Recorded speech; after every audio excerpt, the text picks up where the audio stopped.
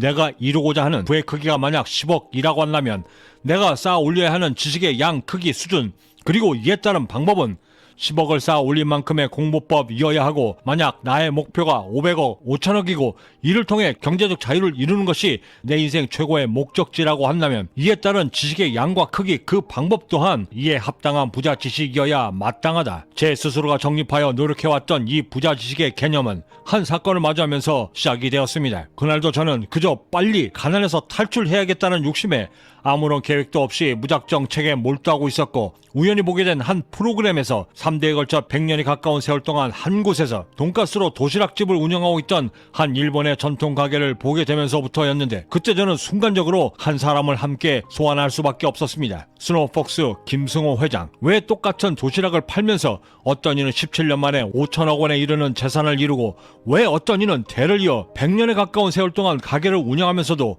그만큼의 재산을 이루지 못했던 것일까? 오랜 숙고 끝에 제가 내렸던 제 나름의 결론은 각자가 지향하는 부의 목표점이 달랐기 때문이다 라는 것이었습니다. 김승호 회장은 7전 8기의 그 역경 속에서도 절대 놓지 않았던 단 한 가지의 꿈, 경제적 자유를 꿈꿨고 회사를 인수하기도 전부터 그리고 인수하여 도시락으로 매장을 확장하면서도 자신의 꿈에 걸맞는 부자 수업을 스스로 하며 부자 지식 또한 쌓아갔고 40대 그 늦은 나이에 시작했음에도 단 17년 만에 5천억 원에 이르는 막대한 부를 이룰 수 있었습니다. 저는 이때 순식간에 얻었던 이 성공 영감을 계기로 바로 책상으로 돌아가 이제껏 가졌던 그 모든 성공에 대한 패러다임 전체를 뿌리채 흔들어 바꿔야만 했고 이를 위해 가장 먼저 제가 이제껏 노력해왔던 부자 지식 쌓기의 방법 또한 처음부터 다시 만들어야만 했습니다. 그 중에서도 가장 먼저 바꿔야만 했던 것은 부자가 되기 위한 지식 쌓기가 그동안 내가 해왔던 학문적 공부법과 반드시 다르고 또한 달라야만 한다는 것을 정확히 인지했어야만 했는데 이때 가졌던 두 가지의 부자 지식에 대한 또 다른 개념 그 중에 가장 첫 번째는 부자 공부의 시작은 그 누구의 간섭도 없이 내 스스로가 결정하고 그 모든 결과에 대해서 내가 반드시 책임져야 하는 공부다라는 것이었습니다. 우리가 지금껏 중고등학교 심지어 대학교 때까지 공부를 하면서 그 공부에 다소 소홀하거나 무관심했었다 하더라도 그 결과로 인해 내 생존에 그 어떠한 위험도 받질 않았습니다. 그 이유는 바로 비록 성적이 나쁘다 했을지라도 내 생존을 보호해줄 수 있는 학교라는 시스템이 있었기 때문이었습니다. 하지만 우리가 지금부터 쌓아 올려야만 하는 이 부자 공부는 그 어떠한 보호 시스템도 없이 무방비로 세상에 나와 싸워야 하며 내 스스로가 그 보호막을 만들고 또한 나의 성장까지 이루어야 하며 마침내는 성공에 이르러야만 하는 것인데 이때 만약 학생 때의 그 공부들처럼 나의 지식 쌓기가 중단되거나 소홀해진다라고 했을 때 그때 그 피해의 결과는 즉각 나의 삶을 위협하고 내 생존의 문제까지 그 영향력을 미친다는 점이었습니다. 그런 태생부터가 극명히 다름을 인정치 못하고 지식 쌓기에 접근하게 되면 우리의 경제적 자유의 꿈도 이룰 수 없을 뿐만 아니라 심지어는 더 깊은 좌절의 늪에까지 빠져 다시 재기할 수 있는 마음에까지 상처를 입게 된다는 사실이었습니다. 하여 부자 지식 쌓기에 앞서 우리가 반드시 유념해야 하는 것은 오직 내가 내 스스로 선택한 자발적 선택과 내가 그토록 원하는 삶의 질과 수준을 얻을 수 있을 만큼 그 어떠한 경우에도 절대 흔들리지 않고 반드시 완주할 수 있도록 해야만 한다는 사실이었습니다. 이때 제가 깨달았던 또 다른 한 가지 나의 삶을 가치 있게 만드는 것도 그리고 그 믿음을 실천하여 행하는 것의 시작도 모두 부자가 되기 위한 지식을 먼저 쌓는 것에서부터 시작된다는 것을 인지할 수 있을 때라야 비로소 그 방법들이 보이기 시작한다는 사실이었습니다. 이에 대해 토마스 헉슬리는 우리에게 이렇게 충고해주고 있었습니다. 새로운 진리와 인생의 위대한 목적은 지식을 향한 행동들 뿐이다. 두 번째로 우리가 반드시 갖춰야만 하는 지식 쌓기의 마음가짐은 이 부자 지식이 쌓이는 만큼 나의 삶을 바꿀 수 있는 기회, 즉 돈을 벌 수 있는 기회가 그만큼 늘어난다는 사실이었습니다. 우리는 통상 아는 만큼 세상이 보인다 라고 말합니다. 저는 이 말을 그 수많았던 도전과 성과들을 통해 나만의 지식 쌓기를 쌓으며 이 한마디를 함께 더 덧붙일 수 있었습니다. 보려는 노력 없인 세상은 절대 달라지지 않는다. 여의도 증권회사에서 근무할 무렵 일찍 출근하여 8층 휴게소에서 문득 밑을 내다보던 때였습니다. 가로등 위에 비둘기 한 마리가 앉아 있었고 그 비둘기 밑으로는 출근길을 제쳐가던 수많은 군중과 무리들이 있었습니다. 헌데 그 수많은 사람들 중에서 어느 누구 하나 그 가로등 위에 비둘기를 눈치채지 못했고 심지어 그 비둘기 역시도 내가 자신을 위해서 내려다보고 있다는 것을 전혀 눈치채지 못하고 있었습니다. 부자지식을 하나둘 쌓아가고 나의 경쟁력으로 만들어가고 그만큼 나의 성장이 느껴질 때마다 지상 높이의 그 군중들 그리고 그 바로 위에 비둘기 그리고 그 위에 있었던 저의 위치가 마치 세상을 바라볼 수 있는 기회의 수준과도 같구나라는 생각을 요즘 들어 부쩍 하게 되었습니다. 그리고 그 위치를 높일 수 있는 유일한 방법이 부자가 되기 위한 지식 쌓기이고 그 지식 쌓기가 완성되었을 때라야 세상의 높이를 높일 수 있다는 것을 깨닫게 되었습니다. 아무런 꿈도 희망도 가질 수 없었던 저의 20대 시절의 세상은 그 어떤 때보다도 어둡고 칠흑 같았습니다. 당시에도 지금도 똑같은 이 세상을 돈으로부터 어느 정도 자유로워진 지금에서는 그 어떤 때보다도 투명하고 희망차게 바라볼 수 있었던 것도 그 중심에 제가 쌓아 올렸던 지식의 힘들 때문이었고 그 힘을 통해 저는 더 많은 부자의 기회도 함께 마주할 수 있었던 것입니다. 어느 날 공자가 제자와 함께 걸어가고 있었을 때 그 앞으로 죽을 듯이 달려가는 토끼 한 마리와 그 뒤를 무섭게 쫓는 여우 한 마리가 쏜사같이 나타나 지나가고 있었습니다.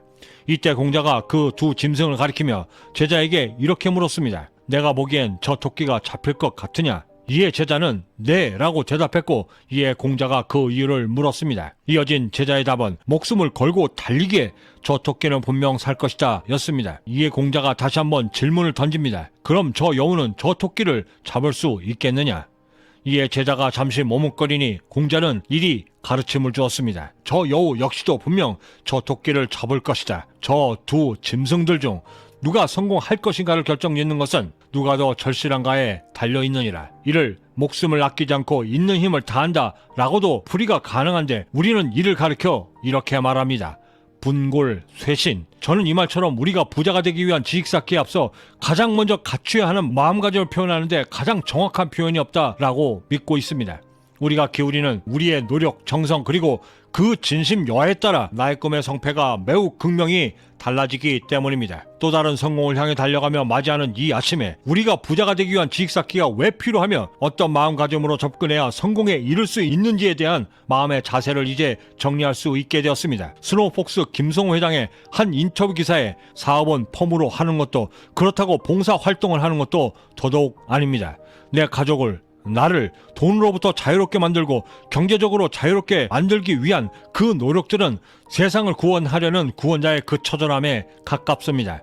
한 인간이, 한 가족이 가난에서부터 벗어날 수 있는 피나는 노력은 시대를 막론하고 그 누구에게나 반드시 해야만 하는 율법과도 같습니다. 가난했을 때의 상태는 부자가 되었을 때의 상태보다 인간 본성을 유지하기가 더욱더 어렵습니다. 가난이 얼마나 무서운지를 알기에 나로 인해 내 가족이 가난에서 벗어날 수 있도록 내 모든 노력들을 기울여야 하고 그 노력들의 정도가 죄의 속박에서 벗어나려는 구원의 노력과 맞먹고 그 노력의 가치가 세상을 구원하는 일과 복용할 수 있을 때라야 나의 삶을 바꿀 수 있다는 것을 매 순간 상기해야만 합니다. 부자, 지식이라 함은 살면서의 나의 위치를 유리하게 선점할 수 있도록 그 선택의 폭을 넓혀 기회를 제공해 줄 수 있어야만 하고 또한 지금의 나의 삶을 향상시켜 종국에는 내가 그리도 꿈꿔왔던 그런 삶으로 이끌 수 있도록 가장 실천적이고 가장 효과적인 나만의 무기가 되어야만 합니다. 그 무기를 만들기 위해 가장 첫 번째로 우리가 해야만 하는 것은 나는 무엇으로 부자가 될 것이고 나는 무엇을 팔아 경제적 자유를 얻을 것인가를 먼저 결정하는 것입니다. 이 결정에 임하면서 우리가 반드시 인지해야 하는 것은 지금껏 경제적 자유에 이른 모든 자수성가 억만장자들은 규모의 경제를 통해 자신의 꿈을 이뤘다는 사실을 우리가 절대 잊지 말아야만 합니다.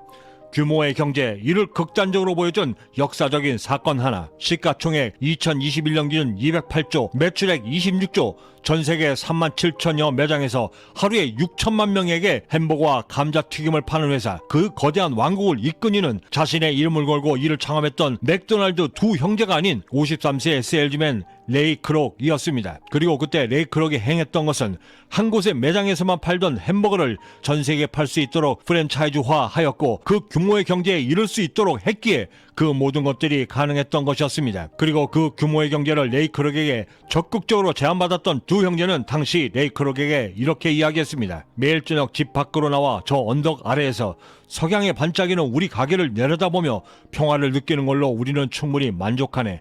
그 이상의 복잡한 문제를 만들고 싶지는 않아.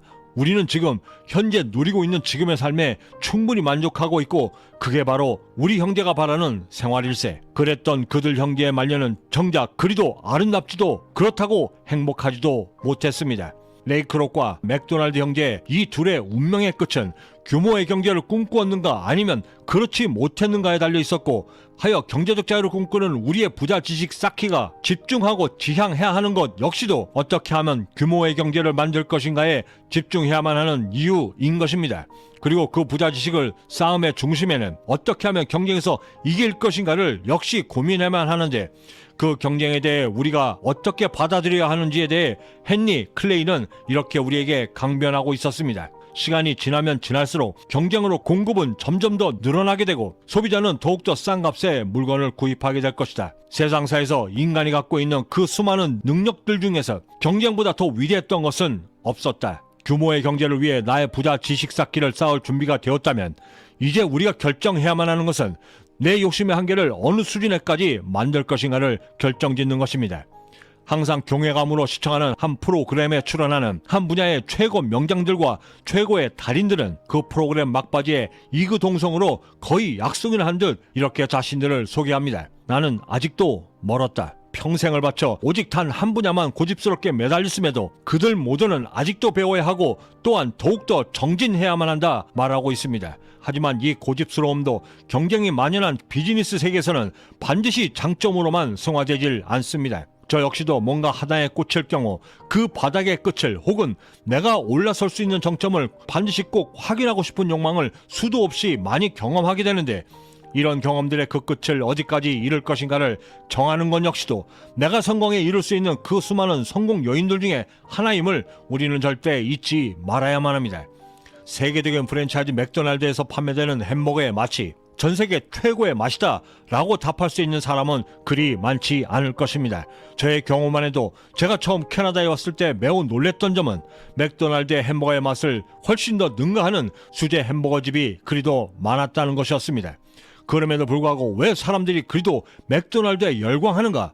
이 지점에서 우리의 깊은 고민이 있어야만 하고 또한 그 고민의 끝에 도달하여 우리가 쌓아 올려야만 하는 부자 지식들이 그곳에 존재하고 있음 역시도 절대 놓치지 말아야만 하는 것입니다.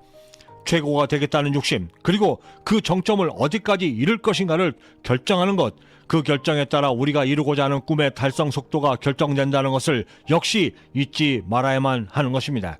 그것이 도시락을 파는 사업이든 햄버거를 파는 사업이든 심지어 그것이 인터넷 쇼핑몰 사업이든 나와 내 사업체의 성장을 위해 어디까지 내 욕심을 양보하고 어느 부분에서는 고집스럽게 그 어떠한 타협도 없이 정진해야만 하는가를 정하는 것, 이것이 우리가 앞으로 쌓아 올려야만 하는 부자 지식의 방향이 될 것이며 또한 나의 성장을 위해 만들어야만 하는 부자 기질인 것입니다. 이렇게 나의 욕심의 한계점을 결정했다면 우리의 결심이 향해야 하는 세 번째 부자 지식의 방법은 나의 욕심들이 세상이 원하는 것들인가를 반드시 점검해야만 하는 것입니다. 토마스 에디슨, 우리는 그를 호기심의 달걀을 품고 인류사의 길이 남을 전기를 발명한 훌륭한 발명가로 알고 있지만 정작 그가 세상에 필요로 한 물건들만을 집요하게 파고들어 발명하여 이를 상용화하고 실용화시킨 최고의 마케터이자 성공만을 갈망한 사업가로 기억하는 사람들은 그리 많지 않습니다.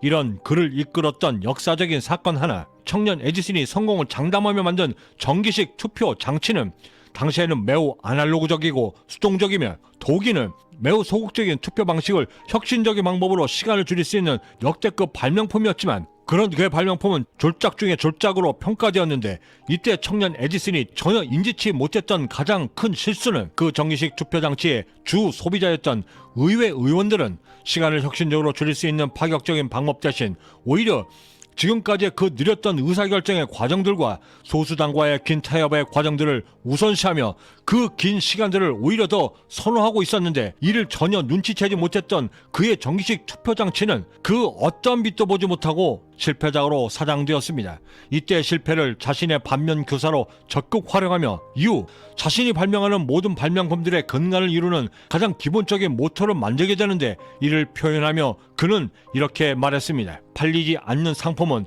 그 어떤 좋은 상품이라도 절대 발명치 않을 것이다. 내가 발명한 제품이 좋은 제품이냐 아닌가의 유일한 측정 방법은 그 제품이 얼만큼 팔릴 수 있는가 혹은 얼마나 팔렸는가로만 증명될 것이다. 이 원칙을 위해 에디슨은 발명을 위해 가장 먼저 철저하게 세상을 읽는 지식 쌓기에 돌입했고 집중했으며 또한 자신의 성공을 위해 이를 철저하게 평생 동안 증명해 보였습니다. 부자 지식의 근간을 이루는 모든 것은 철저하게 세상을 향해져 있고 또한 세상을 통해서만 그 모든 피드백을 받습니다. 이 당연할 수밖에 없는 이유에는 나의 생존과 직결되어 있고 또한 더욱 중요한 것은 내가 꿈꾸는 삶과 가장 밀접하게 연결되어 있기 때문입니다. 우리는 보통 세상에서 가장 행복한 사람을 지칭할 때 내가 가장 좋아하는 일을 그리고 내가 가장 잘한 일을 통해 부자로 성공한 사람들이라 일컫습니다.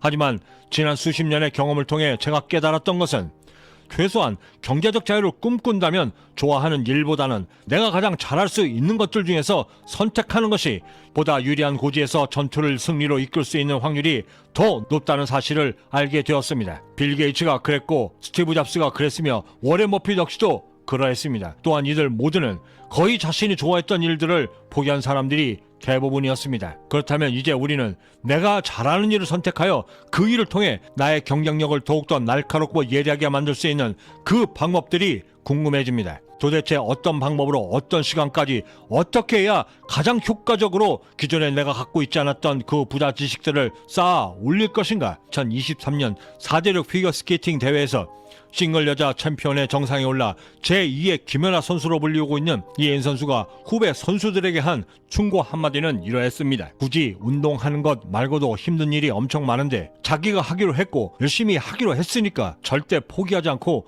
끝까지 했으면 좋겠어요. 그리고 잊지 말았으면 좋겠는 게 자신이 이 일을 왜 시작했는지 절대 잊어버리지 않았으면 좋겠다라고 이야기해주고 싶어요. 이런 말을 했던 그녀의 나이는 이제 17이었습니다. 내가 가장 잘할 수 있는 일을 선택하여 나의 꿈을 이루기 위해 경쟁력 있는 부자 지식을 쌓아야 한다면 도대체 나는 얼마의 지식이 필요하고 얼마의 노력을 투자해야 하며 또한 부자 지식을 쌓기 위해 해야만 하는 가장 합리적이고 최적화된 방법들은 무엇일까? 그 답을 찾기 위해 우리는 가장 먼저 부자 지식이 주 지식과 부 지식으로 이루어져 있고 이 각각의 지식마다 쌓을 수 있는 접근 방법이 서로 다름을 가장 먼저 인지해야만 합니다. 만약 내가 스시 매장을 오픈하여 이를 통해 경제적 자유를 얻겠다 했을 때 남들과 다른 차별화된 실력을 쌓기 위해 일본으로 건너가 결코 짧지 않은 기간 동안 경험과 노력으로 관련 지식을 쌓아야 한다면 이때의 지식과 경험이 바로 주 지식에 해당되는 것이고 이 주 지식을 통해 매장을 오픈하여 경영하고 레시피를 매뉴얼화하며 나아가 규모의 경제를 위해 경영과 관련된 원가 계산, 재고 관리, 마케팅과 함께 프랜차이즈 운영 시스템 등의 지식들을 쌓아야 한다면 이것이 바로 우리가 말하는 부지식에 해당되는 것입니다.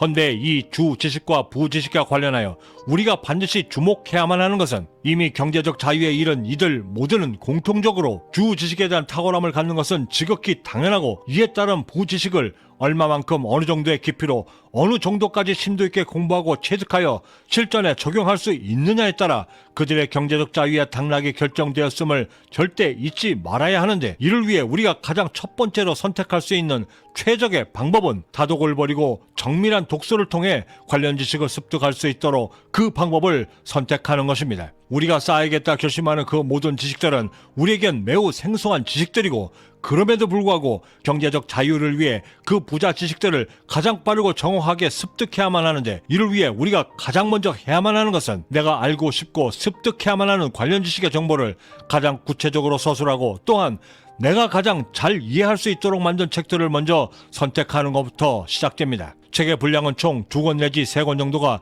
가장 적당한데 이때 나에게 가장 적합한 책 2-3권을 선택할 수 있는 가장 합리적인 변별력을 갖기 위해서는 지난 시간에 말씀드렸던 지식 감복의 과정이 필수적으로 선행되어져야만 하고 이 지식 간보기를 통한 전체 그림이 있을 때라야 비로소 나의 귀한 시간과 노력 그리고 돈을 효과적으로 제어할 수 있기 때문입니다. 지식 간보기에 대한 보다 자세한 영상은 보시는 우측 상단에 함께 링크해 드리도록 하겠습니다.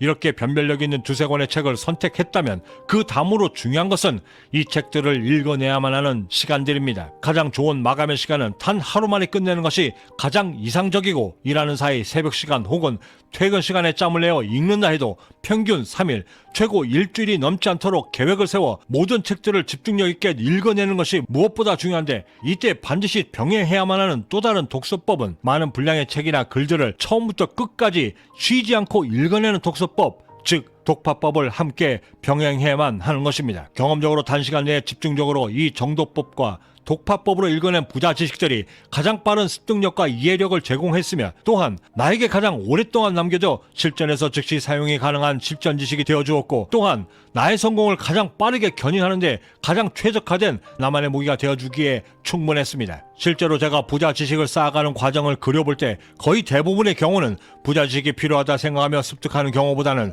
상황이 나에게 먼저 닥쳐 그 상황 때문에 부자 지식을 습득해야만 하는 경우가 거의 대부분이었고 이렇게 쌓아올려진 부자 지식들은 저의 성공을 튼튼하게 만들고 또한 가장 신뢰할 수 있는 돌다리가 되어주면 물론이고 세상과 맞서 싸울 수 있는 자신감 그리고 그 다음 부자 지식을 쌓는 것에 대한 두려움을 경감시켜 주어 나중에는 부자 지식을 쌓아 문제를 해결했을 때 그 선제적 쾌감까지 미리 제공해 주어 급기야는 나의 성장을 계속해서 촉진시켜 만들어줄 수 있는 하나의 거대한 사이클과 시스템까지 제공해 주기에 이르렀습니다. 물론 그 방대한 지식들을 단 두세 권의 책과 단 일주일만의 기간으로 완성하는 것은 거의 불가능합니다. 하지만 그럼에도 불구하고 이 초기 과정이 절실한 이유는 향후 내가 완성시키고자 하는 부자 지식들을 가장 효율적이고 효과적으로 만들 수 있는 가장 기초적이고 매우 중요한 첫 단추라는 점인데 실제로 스티브 잡스 역시도 애플만이 가지고 있는 분단위 초단위로 원가 분석이 가능한 매우 독창적인 원가 분석 시스템을 만들기 위해 총 6개월간의 시간을 보내야만 했는데 이때 스티브 잡스가 완성했던 6개월의 지식의 양과 수준은 보통 사람들이 경영대학에서 4년 동안 쌓아왔던 그 지식과 버금가는 수준이었는데 이것이 가능했던 이유는 정도법과 독파법에 준하는 고도의 집중력이 있었기 때문이었습니다. 이 지점에서 드는 궁금증 하나, 우리에게 왜 이런 고통스러운 부자 지식 쌓기가 필요한 것인가? 제20년의 경제학 자유의 여정은 제게 이렇게 말해주고 있었습니다. 직원이 1명이든 100명이든 아니면 그 이상이든 심지어 가족 경영 기업이라 할지라도 조직을 이끄는 이상 대표로서의 내 모든 의사결정은 돈과 매우 밀접한 관계를 맺고 있고 또한 내 회사의 존폐와 흥망성쇠까지도 결정짓는 중대한 결정을 내려야 하기 때문이다. 그리고 제가 읽었던 한 책에서는 또한 이렇게 이야기해주고 있었습니다. 인생은 하느냐 하지 않느냐의 두 가지 선택만이 있다. 5분 동안 생각을 했건 1년 동안 생각을 했건 그 어느 쪽이든 언젠가는 분명히 결정해야만 한다. 그리고 그 결정이 무엇이든 삶에서의 가장 중요한 것은 결단이 빠르면 빠를수록 그만큼 인생의 능률도 함께 오르고 행운도 더 빨리 잡을 수 있다는 사실이다. 이렇게 우리가 정독과 독파법으로 일주일의 과정을 마쳤다면 이제 우리의 두 번째 방법이 향해야 하는 곳은 실전을 통해 나의 부자 지식을 검증해 보는 것입니다. 물론 이 일주일의 지식이 100% 완전한 지식은 절대 될 수가 없습니다.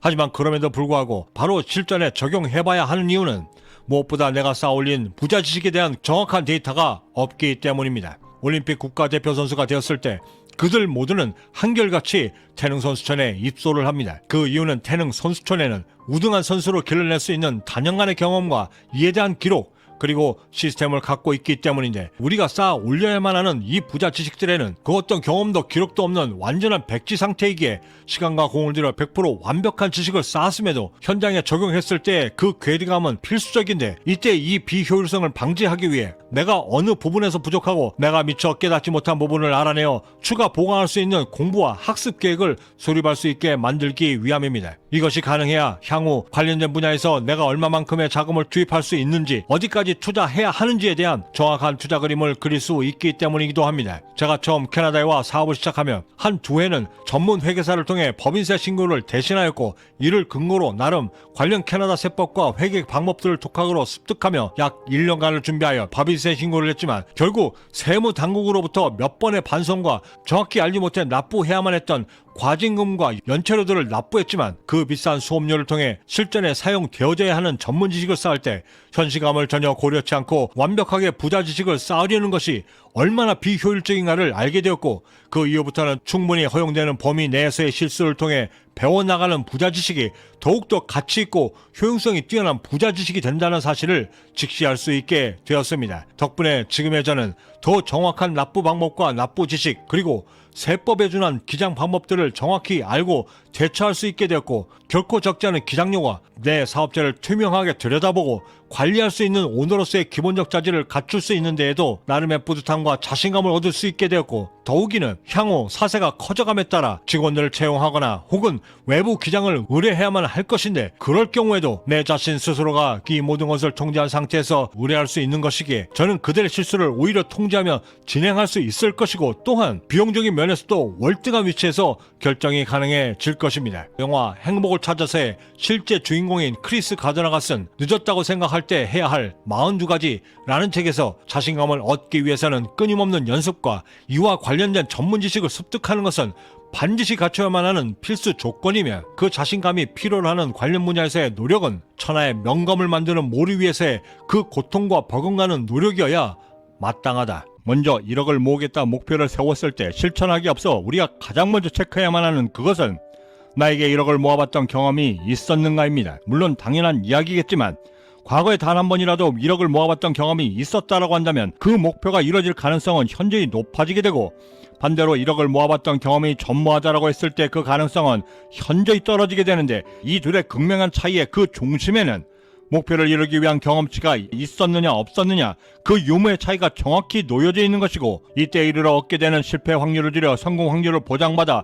마침내 뚜렷한 성과까지도 얻어낼 수 있는 탁월하고도 체계적인 목표 접근 방법은 그 목표가 갖고 있는 두 가지의 속성, 즉 실천적 목적과 그 실천적 목적들이 쌓여 마침내 이루어지는 목표가 엄연히 함께 존재하고 있음을 정확히 인지하고 구분하며 접근해 나가는 것입니다. 예를 들어 돈을 벌겠다, 성공하겠다 목표를 세웠을 때 돈과 성공은 마침내 이루어야만 하는 장기적인 목표가 되는 것이고, 벌겠다, 성공을 위해 무엇을 하겠다라고 하는 수단과 방법은 바로 우리가 지금 즉시 실천하고 행동해야만 하는 목적에 해당되는 것인데, 이를 명확히 구분해낼 수 있는 가장 심플한 방법은 을룰로 구분되는 목적어는 내가 마지막에 이루고 싶은 장기적인 목표, 즉 타깃이 되는 것이고, 바로 그 뒤를 바짝 쫓아 동사 형태로 불리우는 무엇을 하겠다라고 하는 것은 내 마지막 목표를 이루기 위한 수단과 방법, 그리고 행동 요령으로 단기적 목적들이 되는 것인데, 우리가 목표를 세우며 매번 실패하게 되는 가장 주된 이유 중에 하나는 동사 부분인 단기적인 목적들을 무시한 채 그저 이루고 싶은 목표에만 집중하기 때문인 것입니다.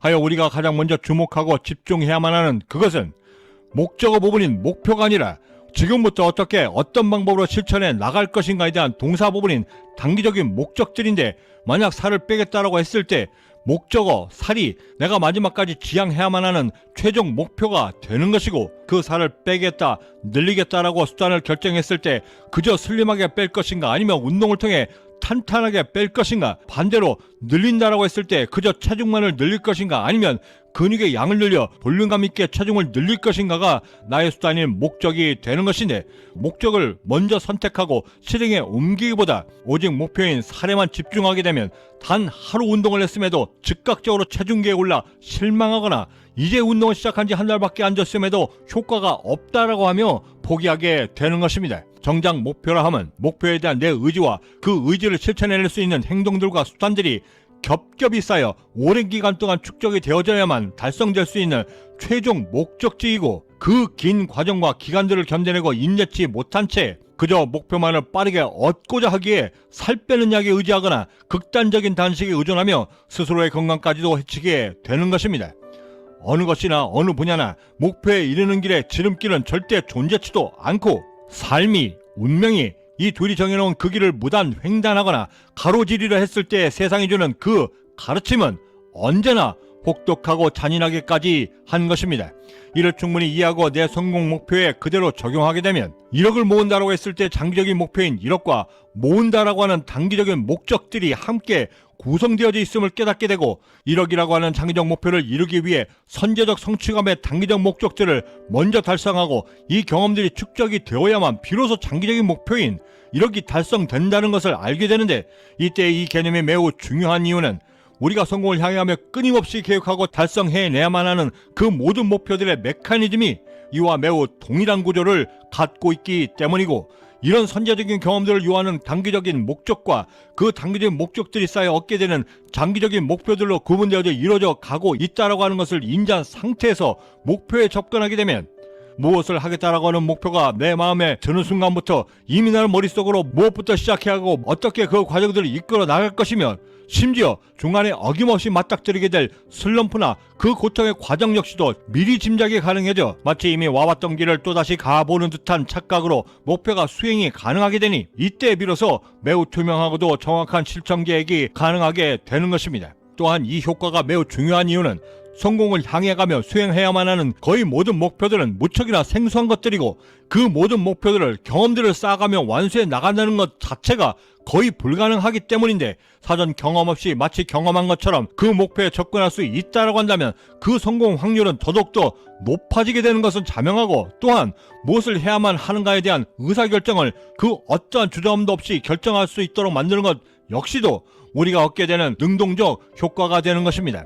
이때 경험을 지칭하며 우리가 반드시 유념해야만 하는 것은, 만약 1억을 모으겠다라고 했을 때 그 경험은 오직 통장에 1억을 모아봤다라고만 하는 지극히 지엽적이고 단편적인 경험만을 지칭하는 것이 절대 아니고, 그 돈을 모으며 내가 얼마나 절제해왔고 통제해왔으며 그 지루하고 연속적인 과정 속의 노력들 속에서 나를 얼마나 포기해 왔는가에 대한 총합들의 결과물들이라는 것을 먼저 이해하는 것이 무척이나 중요합니다. 목표와 목적에 대한 정확한 접근법을 알게 된 우리가 이제부터 성공 여정을 시작하며 해야만 하는 그 첫 번째 훈련법은, 내 자신에 대한 절제력과 인내심의 습관들을 극강으로 우선 먼저 빌드업하는 것입니다. 이 성공훈련법의 기본 취지는 성공 여정을 시작하며 가장 먼저 내 자신을 절제할 수 있는 힘을 강화하고, 강화된 자존감과 자신감으로 반드시 맞이하게 될 역경과 실패의 순간들을 가장 빠르고 정확하게 나 자신을 회복시켜 성공의 본궤도로 복귀시키기 위함이며, 실패를 줄여 나의 꿈을 보다 현실적이고 실질적인 목표로 만들어 내 스스로가 내가 할 일을 찾아내어 실천함으로써 내가 그토록 원했던 경제적 자유의 정상에 보다 빠르고 안전하게 도달할 수 있도록 나를 만드는데 그 주 목적이 있습니다. 목표를 세웠다라고 하는 것 그 자체가 그 순간부터 목표를 세우기 이전에 나를 얼마만큼 이겨내고 나를 얼마나 통제해 나갈 수 있는가에 대한 문제가 시작되는 것이고, 그 끊임없는 순환 속에서 외부적인 요인보다 결국 나 자신을 극복해내지 못해 성공에 이르지 못하는 경우가 다반사이기에, 이때 성공의 첫 발을 떼며 실패 없이 나의 목표를 완성해내기 위한 나의 절제력과 통제력을 먼저 훈련시켜야만 하는 것입니다. 사업을 위해서든 성공을 위해서든 돈을 모은다라고 했을 때 가장 보편타당한 방법은 번 돈에서 쓸 돈을 빼고 저축하는 것이고, 거의 모든 경우에 내가 버는 돈이 차고 넘쳐 충분하여 돈을 모을 수 있는 경우보다는 그렇지 못한 경우가 훨씬 더 많고, 이를 해결할 수 있는 유일한 방법은 나를 절제하여 기존의 습관들을 걷어내는 고통들을 감내하며 한 달 내 생활비를 줄여 저축하는 것이 거의 유일한 방법이 되는 것인데, 비교적 일찍 빼온 담배를 끊기 위해 수십 번이나 넘게 매해 새해마다 결심을 했지만 거듭 실패했고, 성공하겠다 결심한 후에 관련 사업에 대한 경력과 경험, 그리고 무엇보다 창업 자금이 최소한 1억 2천은 있어야만 한다는 것을 알게 되면서부터 가장 먼저 지출 내역을 따지게 되었는데, 그런 고민을 하던 차에도 어김없이 평상시처럼 편의점으로 달려가 담배를 샀고, 고민을 한다는 핑계 삼아 버릇처럼 입에 물고 담배를 피고 있던 그 순간에 성공하겠다 결심했음에도 여전히 아직도 습관적으로 담배를 물고 있는 제 자신이 갑자기 너무나 한심하고 어이가 없어 보였고, 지금 당장 이 담배를 끊어내지 못한다라고 한다면 절대 나는 성공치 못한다라고 하는 간절함과 절박함 때문에 새로 샀던 담배와 라이터를 그 즉시 쓰레기통에 집어던져 미련 없이 돌아서면서부터 시작된 저의 단 하루 만에 금연은 거의 중독에 가까웠던 탄산음료와 커피 끊기, 친구들 사이에서 스스로 잠수를 타 술자리 모두를 끊어내기, 심지어 당시 사귀고 있던 여자친구와의 관계까지도 정리하며 비용들을 줄여 나가기 시작했고, 이 모든 결정들이 3년을 넘어 4년차가 되었을 때쯤에야 비로소 그리도 목표하던 사업 자금을 모을 수 있게 되었습니다. 하며 비로소 깨닫게 됩니다. 성공을 향하며 겪게 되는 모든 성공에 대한 경험들은 세상에서 말하는 그 경험들처럼 어떠한 경우에서조차도 절대 평범치도 아니하며 나의 꿈과 목표들을 위한 과감하고도 차가운 결심이 그리고 나의 욕망이 내 욕심들과 나약함들을 하나둘씩 굴복시켜 정복하여 봉인할 수 있을 때라야 비로소 나를 성공으로 이끈다는 사실, 그리고 그 절제의 훈련은 절대 거창한 것도 아니고 더더욱이나 시간을 따로 내어 장비를 챙겨 등산을 가거나 집으로 다시 돌아가 옷과 가방을 챙겨 헬스장으로 출발하는 것처럼 일상생활과의 경계를 두는 것은 더더욱 아니고 내 생활 속에 알게 모르게 스며들어 숨겨져 왔던 그 나약하고 허약했던 나의 생활 습관들을 발견하고 찾아내어 그것들을 하나 둘씩 정복해 나가려 습관을 들이는 것이 바로 그것인데, 사람들로 번잡한 에스컬레이터 대신 저 높은 계단을 과감히 선택하여 걸어 올라가려는 그 마음, 지하철에서 핸드폰을 보는 대신 내 성공을 위한 소양을 하나 더 쌓기 위해 창업 관련 책을 선택하려는 그 마음, 그런 작은 마음들의 움직임들이 내 통제력과 절제력들을 만드는 것이고, 급기야 새벽에 기상하기, 이미 중독된 나의 여러 습관들을 단숨에 끊어내기 등 이제까지 엄두조차 내지 못했던 그 어려웠던 절제들을 마침내 완성해 나갈 수 있는 것인데, 만약 나를 다스리겠다라고 하는 의지만 있다라고 한다면 내 절제력을 테스트하고 훈련할 수 있는 순간들과 기회들은 우리 주위에 이토록 널려져 있는 것입니다. 저의 경우에도 당시 사업장을 모으려 실천했던 여러가지 노력들 중에서 당시 식사비 5,500원을 아끼기 위해 세끼 식사 중 한 끼를 줄여 아침과 저녁만을 먹기 시작했고, 시간이 좀 지나자 동료들은 하나둘씩 왜 식사를 하지 않느냐라고 묻기 시작하며 그 질문이 사라질 때쯤에는 도박 때문에 돈이 없어 굶는다는 둥, 카드를 흥청망청 쓰고 다니며 저렇게 굶는다는 식의 소문까지 돌기 시작하여 심지어 어느 날에는 한 여직원이 도시락을 건네며 위로까지 하였는데, 당시 저는 그 모든 것을 신경 쓸 겨를조차 없어 건넸던 그 도시락을 저녁 식사로 대신하기 위해 그저 서랍에 넣어두기만 했습니다. 헌데 그때 제 가슴속에 불현듯 들던 질문 하나, 만약 내가 진짜 돈이 없어 이 끼니를 굶고 있다라고 한다면 어땠을까?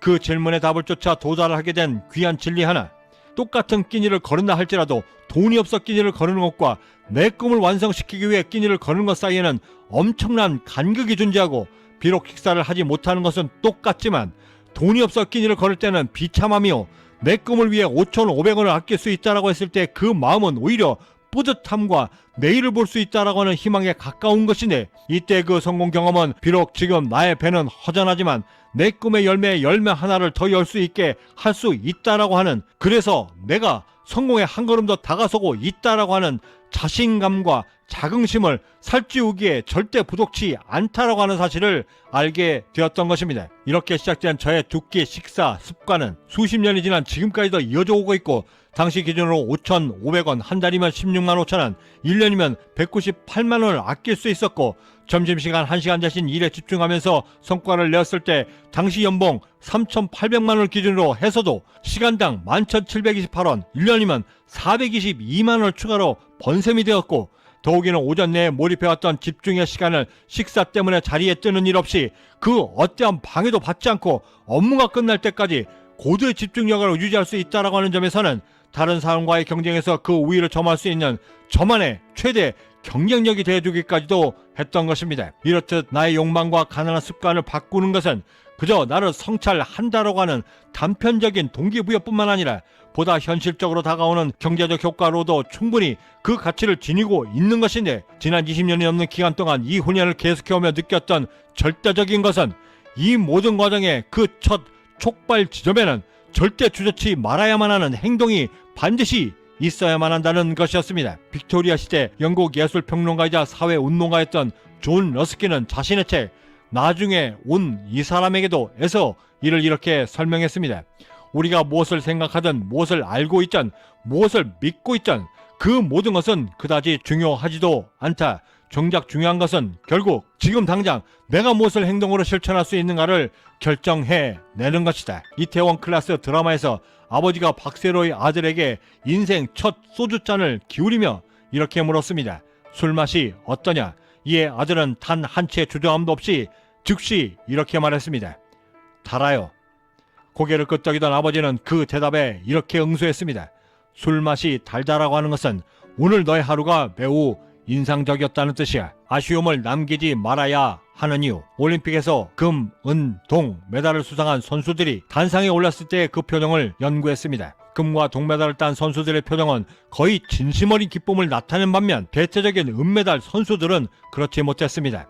그 이유는 금메달을 딴 선수들이야 당연하겠지만 동메달을 딴 선수들은 3, 4위전에서 가까스로 메달권에 진입하여 메달을 획득했기에 기쁠 수밖에 없었고, 금메달과 동메달을 딴 선수들과는 달리 은메달을 딴 선수들은 1, 2위전에서 안타깝게도 탈락하여 은메달을 받았기에 대개는 아쉬운 표정들이었습니다. 누군들 금메달을 따고 싶지 않겠습니까? 누군들 성공하고 싶지 않겠습니까? 내 맘대로 되는 일보다 그렇지 못한 일들이 더 많은 이 삶을 살아내며 정작 중요한 것은 결과가 아닌 과정 속에서 절대 아쉬움이 남지 않도록 최선을 다했던 그 과정이 아니었나 싶었습니다. 설사 그렇다고 한들 설사 그것이 은메달이어도 진심으로 기뻐할 수 있습니다. 지금 당장 변화가 없다라고 한들 이미 나의 삶은 조금씩 내가 원하는 방향으로 지금도 움직이고 있기 때문입니다. 성공을 가로막는 수많은 요인들 중에서도 단연코 최고는 주저함이고, 이 주저함이 없이 내가 세운 목표 그대로를 행동으로 옮길 수 있도록 나를 만드는 최고의 트레이닝법은 내 엉덩이가 내 생각을 앞서도록 만드는 것입니다. 꿈도 목표도 없이 그저 방황하던 20대 시절, 무작정 걸리던 종로에서 홀린 듯 빨려 들어가 마주해야만 했던 탑골 공원에서의 그 무기력함과 실패의 그림자들은 지금 이 방황하는 삶이 계속된다라고 했을 때 내 노년 역시도 절대 저들과 다르지 않게 될 것이다 라고 하는 두려움이 순간적으로 엄습해 들어왔고, 내 노년은 이곳에서 저런 모습으로 절대 있지 않게 할 것이다 라고 하는 간절한 결심으로 시작된 성공의 여정이었지만, 타고난 저의 가난한 근성들은 당시 굳건했던 그 모든 간절함과 두려움들을 매우 쉽게 잊어버리게 만들었고, 성공을 향한 매 결심 때마다에도 저를 계속해서 머뭇거리며 주저하게 만들었습니다. 그리고 대개 그 주저함 속에서는 누가 시킨 것도 아닌 내 스스로가 성공을 결심하고 목표를 세워 전진하려 했음에도 과연 이 목표들이 달성될 수 있을까라고 하는 막연함과 의구심들이 들기 때문이라는 것을 알게 되면, 이를 극복해내지 못한다라고 했을 때 절대 나의 가난한 운명에서 벗어날 수 없다라고 하는 절박함 속에서 찾아낸 그 방법이, 무엇을 하겠다라고 하는 생각이 내 머리에 스치는 그 순간에 엉덩이를 바로 들어 먼저 상황을 따지거나 하지 못할 핑계만을 찾아다니는 온갖 가난한 근성들이 나를 휘 감기도 전에 그 즉시 즉각적인 행동으로 실천에 옮겨 모든 주저함들을 통제해 나갈 수 있도록 나를 만드는 것이었습니다. 그리고 이때 즉각적인 행동의 수준은 공이 정면으로 나에게 날아왔을 때 내 의지에 상관없이 눈을 감게 만드는 연수 반사작용의 그것처럼 무언가를 결심하는 그 순간에 모든 생각과 감정 회로를 거치지 않고 조건 반사적으로 행동으로 옮길 수 있도록 만드는 것이었는데, 10수년 동안 이를 발전시키며 직접 행동으로 실천하며 깨닫게 된 한 가지는 주저함을 통제하여 즉각적인 행동이 가능해지면서 뜻하지도 않았던 성과를 얻는 것은 물론이고 행운까지도 함께 얻을 수 있다라는 사실이었습니다. 캐나다에서 사업을 시작하여 얼마 안 돼 운전을 하며 처음으로 과속 티켓을 끊게 되었고, 캐나다 자동차 보험이 범칙금과 함께 부과되는 벌점에 따라 살인적인 인상률이 결정되고 있음을 알고 있는 저는 벌점만큼은 절대 피하고 싶어 우편으로 출석 일자와 시간을 통보받고 기다리고 있다가 당일이 되어 법원 출석 시간 오전 9시 반을 완전히 잊고 10시가 되어서야 이를 발견하며 순간적인 저의 가난한 근성은 가봐야 이미 때는 늦었어 가지마 라고 이야기하는 반면, 저의 또 다른 성숙한 근성은 당할 때 당하더라도 최소한 가보거나 후회해라 라고 저를 다그치고 있었고, 그 순간에조차 이미 본능적으로 반응하게 만들었던 저의 엉덩이는 저를 이렇게 세워 차를 달리게 하였고, 설상가상으로 카드가 안 돼 법원 주차장에서 동전들을 빌려가며 겨우 주차를 하는 소동까지 겪은 후에서야 겨우 법원 좌석에 앉게 되었고, 채 5분이 지나기도 전에 기적과 같이 제 이름이 호명되며 당시 저에게 과속 티켓을 부여했던 경찰관이 저를 불러내어 너는 평균 50km인 곳에서 85km로 달렸기 때문에 티켓이 부여된 것이다. 만약 이를 인정하면 범칙금은 줄여주겠다라고 말했지만, 평상시 제 운전 습관으로는 절대 그렇게 무리하게 운전하지 않음을 익히 알고 있었던 저는 계속해서 항소할 것이다 라고 표명했고, 그 경찰관은 잠시 생각이 잠기며 그럼 70km로 합의 볼 것을 제안하였는데 85km에서 70km로 변경이 되면 범칙금은 3분의 2로 줄어들게 되고, 도기는 제가 바랬던 벌점 없이 벌금이 가능하기에 마지못해 승낙을 하듯 합의하며 판결을 이끌어내었습니다. 법원을 나오며 절실하게 깨닫게 된 한 가지는, 만약 내가 그때 그 가난한 근성이 말했던 것처럼 주저하고 포기했었더라면 줄어든 벌금은 물론이고 매달 날라드는 고액으로 인상된 자동차보험 납부서를 보며 분명 제 자신을 심하게 자책했을 것이고, 삶에서의 행운도 행동치 아니하면 절대 내 삶에서 일어나지 않는다라고 하는 귀한 교훈 역시도 함께 얻게 되었습니다. 악의 마음을 읽는 자들이라는 드라마에서 한 범죄자는 모든 범죄자들에게는 자신처럼 절대 버리지 못하는 버릇, 즉 그들만의 범죄 시그니처가 있음을 설명하며, 폭력을 휘두르는 자신의 아버지가 자신을 때릴 때마다의 그 빌미가 식사 때마다 단 한 숟가락만을 남기는 것이었고, 10수년 동안 한 숟가락을 남기는 그 버릇 때문에 그토록 폭행을 당했음에도 무기수가 된 지금까지도 그 마지막 한 숟가락을 목으로 넘기지 못하고 있다라고 이야기했습니다. 우리 모두에게는 제 아무리 노력을 해도 고치지 못하는 버릇들이 하나씩 있습니다.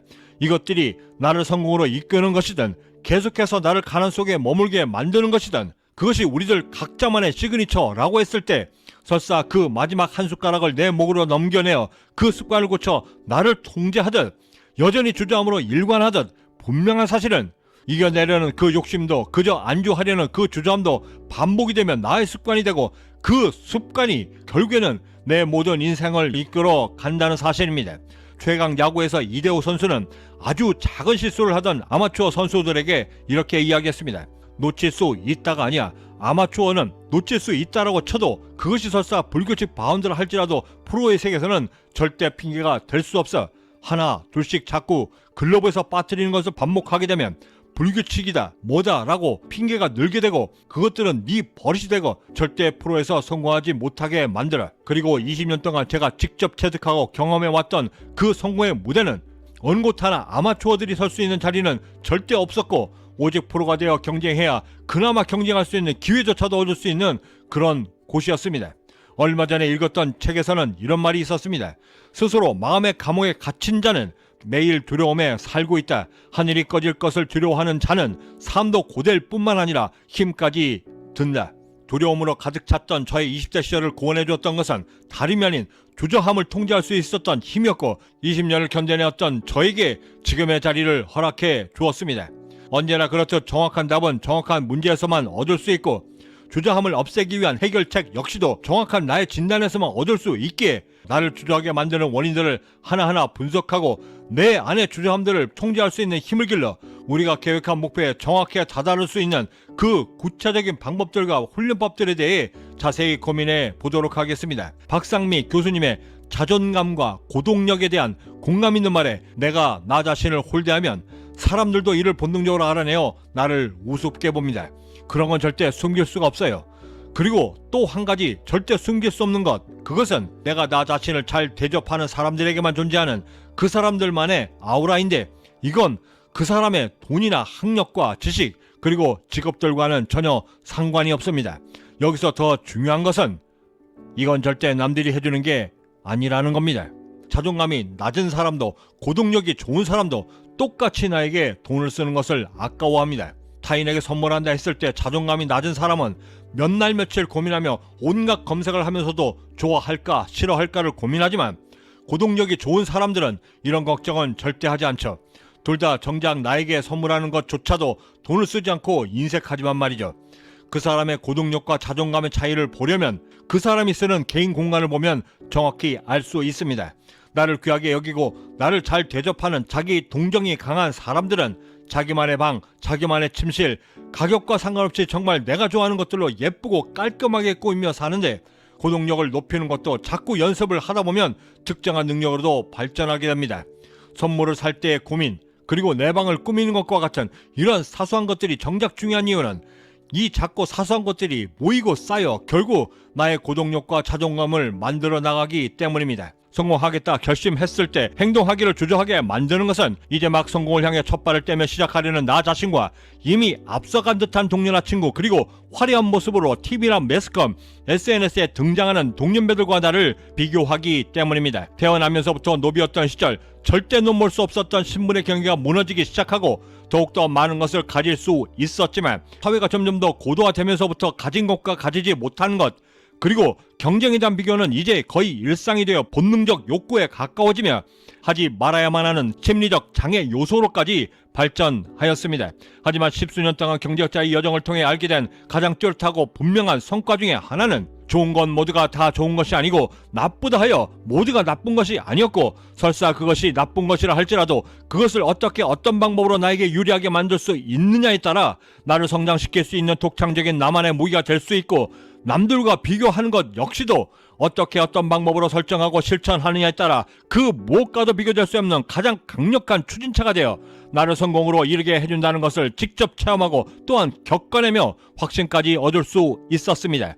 통상 비교를 하면 공통점이 많은 둘 이상을 대상으로 하고, 대조라 하면 극명히 다른 두 가지의 차이점을 대상으로 하는 것인데, 야구와 축구는 구기 종목이고 물론 용도는 다르지만 발에 신는다라고 하는 공통점 때문에 신발과 슬리퍼가 비교 대상이 되고, 같은 뉴스를 다루어도 발생 형태에 따라 인터넷 신문과 종이 신문이 대조를 이루고, 같은 운송 수단이지만 화물열차와 KTX가 서로 그 대조를 이루는 식인데, 같은 성공이라 할지라도 내가 추구하는 성공과 다른 사람이 일으켜낸 성공의 상황, 환경, 거기에 성격까지도 모두가 극명히 그 대조를 이루고 있음에도 우리가 그저 성공이라고 하는 카테고리가 같다는 이유로 이를 단순 비교하며 나를 주저하게 만들고 있었던 것입니다.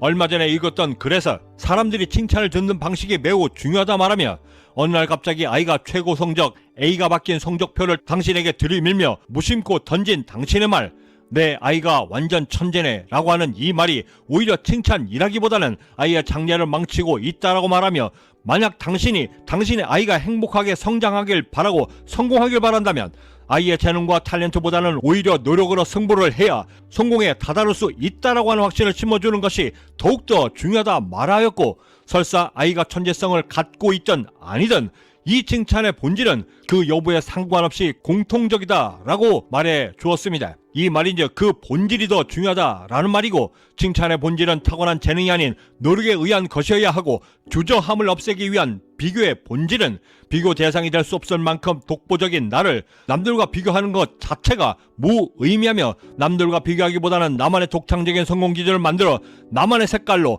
나만의 방법으로 승부를 해야 한다는 것을 지극히 일깨워주고 있는 것입니다. 이런 나만의 성공 기준을 만들고자 할 때 그 본질을 이야기하며 빌 게이츠는 이렇게 이야기했습니다. 성공의 기준을 정립하려 할 때 가장 먼저 해야만 하는 것은 내가 다른 이들과 분명하게 구별되어져 있고, 바로 그런 존재임을 우선 먼저 인정하는 것이 그 무엇보다 중요하다 말하고 있습니다.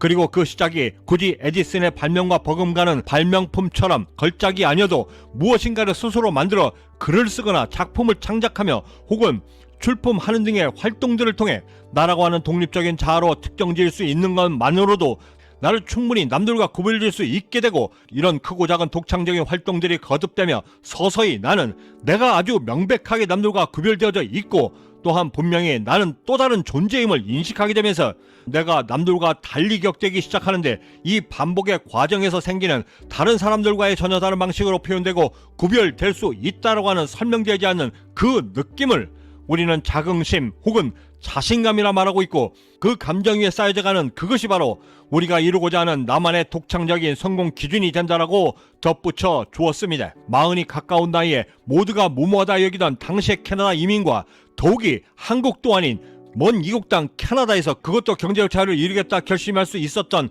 당시의 저만의 성공 기준 역시도 앞날이 창창하던 젊은 벤처 사업가에서 날개없이 추락하여 신용 불량자가 되어 내가 분명 남들과 다르다 여겼던 차원이 다른 기백으로 또다시 일어설 수 있다라고 했던 그 당시의 저만의 성공 기준 역시도 내가 남들과 다르다라고 하는 인정과 이에 따른 저만의 성공 기준이 있었기에 가능했던 일이었습니다. 그리고 그 결심과 뚝심 있는 저만의 성공 기준으로 달려와 단 한순간도 주저치 않고 실행에 옮겨왔기에 마침내 저의 꿈에 도달할 수 있었던 것입니다. 이 말을 곁에서 듣고 있던 빌 게이츠의 절친 워렌 버핏은 그 성공의 기준을 만드는 두 번째 방법을 이렇게 거들었습니다. 다른 사람들과 구별되려는 성공 기준에는 그에 합당한 만큼의 책임이 반드시 따른다. 그저 생각만으로는 절대 내가 남들과 구별될 수 없으며, 또한 남들은 그렇게 나를 여기지도 않는다.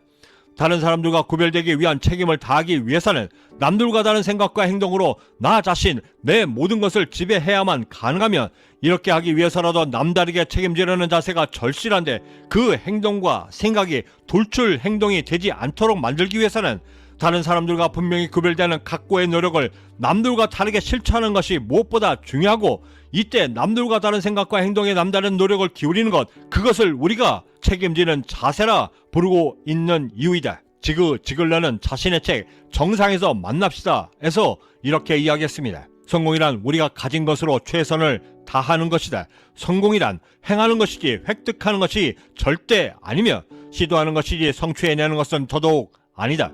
성공에 대한 기준은 사람마다 분명 다르다. 그렇기에 우리가 가진 것으로 최선을 다해야 하며 결과를 내고 우리가 될 수 있는 최선의 사람이 되면 되는 것이다. 아주 오래전 무척이나 유행했던 광고 카피, 우리가 만들면 표준이 된다 라는 말은 우리가 우리만의 성공 기준을 만들 때 가장 유념해야만 하는 말입니다. 신불자로 추락하여 가까스로 내 자신을 추스려 세상 밖으로 나와 횡단보도에서 신호를 기다리고 있던 중 내 어깨 뒤 그리고 건너편에 몰려있던 그 수많은 사람들 향해 저는 저도 모르게 외쳤던 그 거대한 소리 없는 속삭임, 지금 당신들이 보고 있는 이 초라한 지금의 나는 반드시 다시 성공하여 돌아온다. 저는 그 이후로 당시 제 자신에게 했던 그 맹세를 지키기 위해 저만의 성공 기준을 만들어 제 스스로가 표준이 되기로 결심했고, 저의 꿈을 향해 다시 한번 달려나갈 수 있었고, 마침내 저의 꿈을 달성해내 보이며 내가 남들과 다름을 또한 스스로 증명해 보였습니다. 상향 비교란 나 자신보다 더 나은 위치에 있는 사람들과 나를 비교하는 것을 의미한다. 일찍이 성공한 사람들의 이야기를 통해 지혜와 조언을 받아들이며 우리는 약간의 막막함을 느끼면서도 더 발전되고 행복한 미래가 펼쳐질 것이라고 하는 희망을 품으며 현재의 고통을 감수하고 또한 더 나은 사람이 되고자 노력한다. 그 과정에서 자신보다 상대적으로 만족스럽고 행복한 삶을 살아가고 있는 사람들을 알게 되지만 이것이 상대적인 박탈감으로까지 느껴지지는 않는다. 비교의 존재의 이유는 나 자신을 다른 사람들과의 자기 위치를 파악함과 동시에 동기부여를 가지는 것에 있다라고 말하는 학자들의 그 말처럼 올바른 가치 판단이 전제된다라고 한다면 비교는 가장 좋은 자기 성장의 도구가 되는 것이다. 십수년을 경제적 자유를 위해 달려오며 가장 힘들었던 것은 제 결정에 대해 반대하고 평가하려는 제 주위의 시선을 이겨내는 것이었습니다. 그리고 그 세월을 하루에 몇 번씩 부딪히고 맞닥뜨려 이겨내며 어느 순간 깨닫게 된 나를 평가하려는 그 모든 시선들을 두려워하지 않고 목표에 다다를 수 있도록 하기 위한 최선의 그리고 최적의 극복 방법은 그 모든 주위의 평가들을 충분히 무력화시킬 수 있을 만큼의 오직 나 자신만을 위한 응원군을 먼저 만드는 것이었습니다. 성공하겠다 하며 나선 우리가 선택한 이 길은 그 어떠한 미사역으로 말한다 할지라도 주위의 평가를 등져야만 하는 것이고, 주위의 그 따가운 그리고 어느 경우엔 감당하기조차 버거운 매우 혹독한 거센 시선들을 거슬러 올라 극복해내며 결국에는 내가 정한 목표에 도달해야만 하는 매우 외로운 길인 것입니다. 그런 길에서 나를 끝까지 믿어주고 내 결정에 전적으로 응원해주며 전폭적으로 지지해주면 물론이고, 성공의 응원자로 동반자로 어느 때는 나를 스스로 깨닫게까지 하여 지혜를 얻게 함으로써 여전히 포기하지 않고 끈질기게 전진할 수 있도록 만들어주는 최고의 멘토이자 응원군인 바로 나 자신을 얻는다는 것은 언제가 끝일지도 모를 막연하고 막막한 성공의 그 긴 여정 속에서 목표를 이뤄 성공해낼 수 있는 절대적 성공 요소가 되는 것이고, 마침내 나를 나의 목표에까지 도달하게 만들어주는 나만의 성공 기준이 되는 것입니다. 그리고 그 긴 경제적 자유의 여정을 통해 제가 직접 겪었던 또 다른 놀라웠던 사실 하나는 이 응원군에게서 얻었던 그 힘으로 나의 성과들이 하나둘씩 이루어지니, 그리도 차갑게 등을 돌렸던 주위의 그 모든 신선들까지도 어느 순간엔 내 응원군에 버금가는 응원들과 찬사들을 함께 보내주고 있었다는 사실이었습니다. 이를 위해 우리가 선택해야만 하는 그 두 번째 방법은 나 자신은 물론이고 내가 내리는 모든 결정은 절대 완벽해질 수 없다는 사실을 미리 인정하고 인지하는 것입니다. 전 스켈리톤 국가대표 윤성민 선수 제자리 최고 높이뛰기 134cm를 오직 노력과 근성으로만 154cm까지 성공시켰던 일본 제자리 높이뛰기 달인이 이번엔 생애 처음으로 159cm에 도전하고 있었습니다. 한 번, 두 번, 그리고 10번째 실패가 이어지니 그는 갑자기 그 자리에 털썩 주저앉았고, 잠시 머뭇거리던 PD는 그에게 그만할까요? 라고 물었고, 그는 그 질문에 이렇게 대답했습니다. 제 자신과의 싸움이죠. 최고 기록과 멋진 점프를 위해 매일 연습합니다. 저는 어렸을 적부터 동네에서 달리기 하나만큼은 가장 잘한다고 여겼고 또한 칭찬도 많이 받으며 자랐습니다. 대학 진학할 때까지만 해도 저는 제 자신이 가장 완벽한 선수라고 알고 있었는데 동네가 아닌 전국적으로 나가다 보니 저의 실력이 어느 정도였는지를 바로 알게 되었고 오랜 고민 끝에 스프린터로서의 꿈을 단호하게 포기했습니다. 그때 저는 알게 되었습니다. 제 자신이 완벽한 사람이 아니라는 것을, 오히려 완벽하게 되겠다라고 하는 것 자체가 얼마나 오만이었는지를 절실히 깨닫게 되었는데 결국 경쟁 상대를 통해 그리고 이 세상을 통해 제 자신이 완벽해질 수 없다라는 사실을 절실히 알게 되었고 그것을 인정하며 제 꿈을 과감히 포기했습니다. 그 포기가 있고 나서 아주 오랜 시간이 흘러 우연히 만나게 된 이 높이뛰기, 저는 완벽해지려는 또 다른 실수를 하지 않기 위해 그리고 또다시 포기하고 싶지 않아서 또다시 좌절하고 싶지 않아서 또다시 그런 내가 되고 싶지 않아서 또다시 후회하고 싶지 않아서 매일매일 지금도 연습하고 또 도전합니다. 지금도 저는 완벽한 사람이 되려고 노력하지 않습니다. 대신 완벽하게 포기하지 않기 위해 보통 사람들보다 좀 더 노력하고 또 노력합니다. 실패를 두려워하면 성공은 당연히 물론 없습니다. 솔직히 결과보다는 도전하는 과정이 더 중요하다고 여깁니다. 완벽한 결과보다는 완벽하게 만족할 수 있을 정도로 노력하는 쪽을 매번 선택합니다. 그런데도 실패할 때마다 정말 제 자신에게 무척이나 화가 나고 또한 분합니다. 그래서 그때마다 또다시 포기하고 싶지 않아서 매번 이렇게 앉아 왜 실패했는지 분석하는 것이고 그걸 수정해서 어떻게 이번엔 성공할 수 있을지를 매번 궁리하는 것입니다.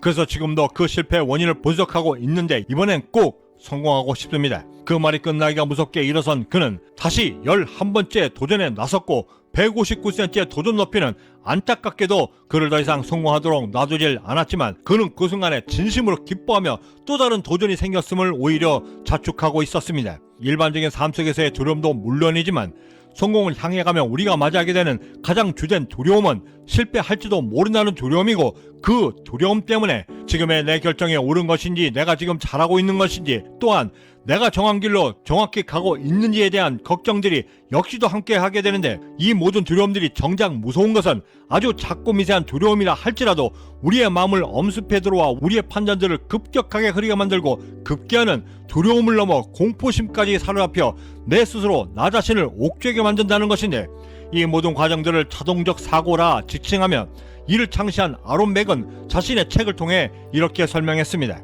어떤 환경적 사고에 대해 자신도 모르게 인식되어져 떠오르게 만드는 생각, 그것이 자동적 사고이고 이 자동적 사고로 인해 특정한 감정이나 행동 반응들이 자동적으로 역시 일어난다라고 말하면 이 과정에서 인지도식, 즉 내 주변 환경과 세계 그리고 중요하게 여겨지는 신념들에 대해 스스로 판단하고 생각하며 그렇게 자각되어진 정보들을 바탕으로 나를 둘러싼 모든 주변인과 사건들에 대해 어떻게 행동할지를 스스로 조직하고 표현하려 할 때 이때 각 개개인별 방식 혹은 일종의 규칙들이 바로 인지도식이라 정의하였고 때로는 스키마 혹은 쉐마라 불리우며 스스로 사고하고 감정을 느끼고 이에 따라 행동이 유발되는 과정을 겪게 된다라고 정의하였습니다. 헌데 이때 이 과정에서 왜곡되고 그릇된 인지 패턴들이 돌출되는데 그가 지적한 총 10가지의 인지 왜곡 중에서 특히나 우리가 반드시 주목해야만 하는 두 가지는 목적한 목표를 다 이뤄내지 못했을 때 나 스스로를 무능하며 패배자로 판단하게 만드는 흑백 논리와 동료나 직장 상사들에게서 받는 지적 하나에도 스스로 주눅이 들어 자책하며 내가 실제 스스로 잘못하고 있다라고 넘겨짚으며 스스로의 독심술로 판단하게 만드는 속단하기가 바로 그것이었습니다. 이 모든 과정들을 제 스스로 겪어내며 더 이상 방치해서는 나는 단 한 발자국도 앞으로 나설 수 없다라고는 절박함이 생겼고 꾸준한 훈련과 연습들을 통해 마침내 오히려 저를 더욱더 강하게 만들 수 있는 방법들을 찾게 되었는데 그 자세한 방법들을 내일 이 시간에 함께 고민해 보도록 하겠습니다.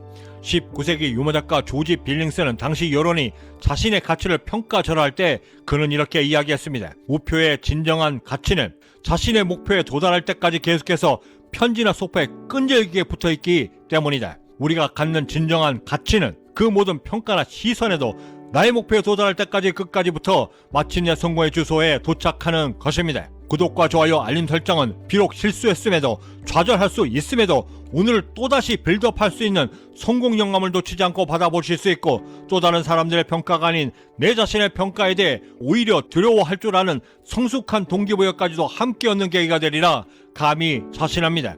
마지막으로 배구 애니메이션 하이큐에 나왔던 울림있는 대사를 약간의 제 경험을 얻어 각색해 소개해드리며 마칠까 합니다. 저는 여기서 이만 먼저 인사드려야 할 것 같습니다. 그 어디에 계시든 성공의 한 걸음 더 다가서시는 하루가 되시길 진심으로 바라고 저는 내일 아침에도 따뜻한 커피 한 잔과 성공 영감을 들고 다시 찾아뵙겠습니다. 지금까지 경제적 자유민이었습니다. 감사합니다. 빛을 향해 단 한 걸음이라도 가까이 가려 하고 있는 마에호는 절대 패배하지 않아. 배구는 오직 위만 쳐다보는 스포츠지 밑을 쳐다보는 스포츠는 절대 아니야. 재능? 그건 나를 꽃피우게 만들지만 감각과 센스는 내 스스로가 닦아내야만 해. 그것이 무엇이든 맞닥뜨리지 않고서는 절대 나에게 전해지는 건 이 세상엔 없어. 특히나 지금 내가 얼마나 진심인가는.